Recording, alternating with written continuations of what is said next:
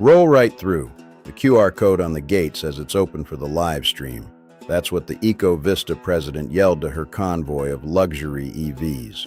12 luxury vehicles, 3 influencer vans bristling with 5G antennas and a champagne bar on wheels, crawling onto my private easement like they already owned it.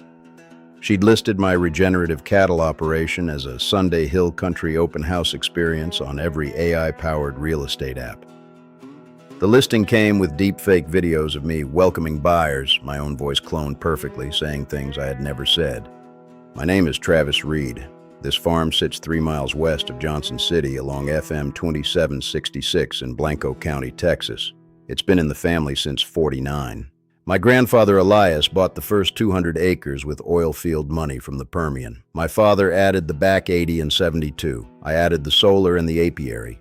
I spent 24 years as a Texas DPS trooper, the last 8 in the Cyber Crimes Task Force chasing title fraud and online scams. I traded the badge for the tractor after my wife Claire passed in 2022.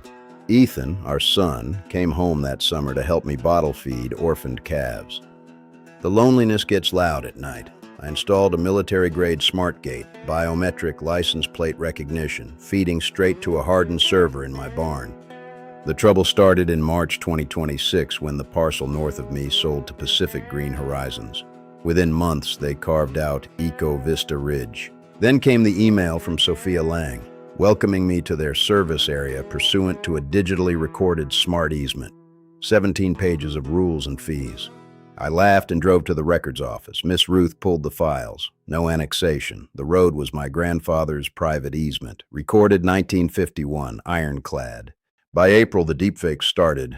A 30-second video of me smiling in my barn. Only problem, I was 70 miles away in San Antonio that day. I didn't shout.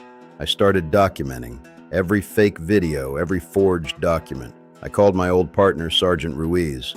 He knew this was the new title fraud. By May, it got physical. Drones buzzing my hives at dawn. Sophia herself waving at the camera like we were old friends. I told her, this farm is not for sale. I reset the gate to full lockdown. New firmware, silent alerts to Ruiz, and an FBI contact. I added a second inner gate with barbed wire. The herd stayed safe. The next event was scheduled for Sunday. Sophia leaked that I'd be away. The listing updated. Owner has accepted off-market consultation. All a lie. Instead, the farm became a federal stakeout. Sergeant Ruiz, Special Agent Mendoza from FBI Financial Crimes, and TREC investigator Lena Torres, all in my kitchen. Ethan drove down from Lubbock with his ag tech buddies. They helped me program the corral protocol. Once the outer gate sensed an override, it slammed shut. 200 feet of crushed limestone driveway became a legal containment zone.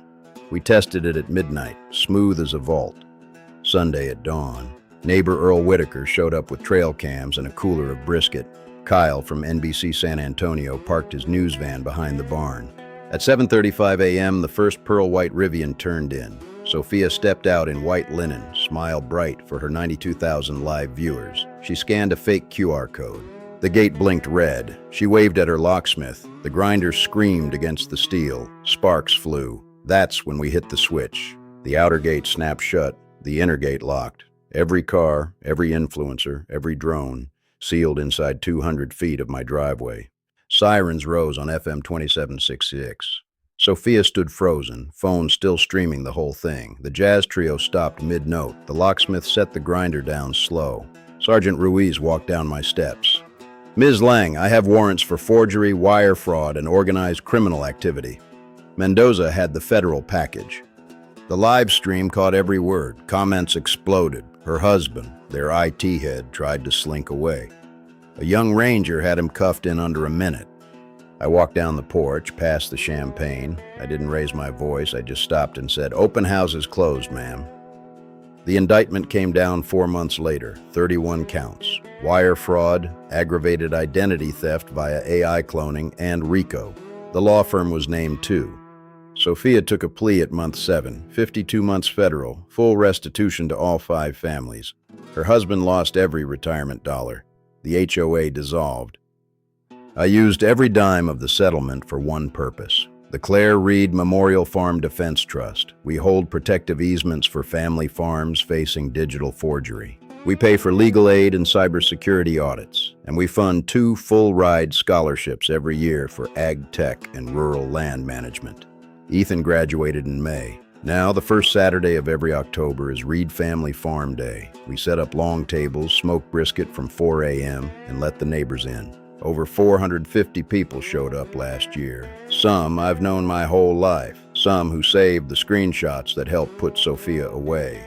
We open the gate for the right reasons now. A boy asked me if it was true I once locked a whole convoy of fancy cars in my driveway. He asked if it was scary. I knelt down so we were eye level.